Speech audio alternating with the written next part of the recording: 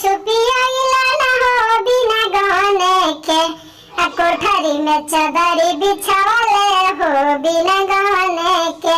सासु पूछली कबतिया हो बिना गाने के, गोदिया में होरिलवा कहाँ पालू हो बिना गाने के। तोहरे सासु बेटा जड़ी के फिलार बिना गाने के, कोठरी में चादर बिछावले हो बिना गाने के। गोती पूछली कबतिया हो बिना गाने के, गोदिया में होरिलवा कहाँ पालू हो बिना गाने के।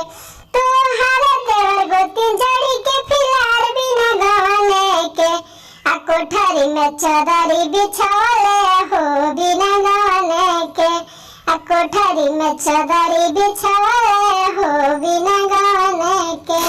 इसी तरह से मजेदार गीत सुनने के लिए चैनल को जरूर सब्सक्राइब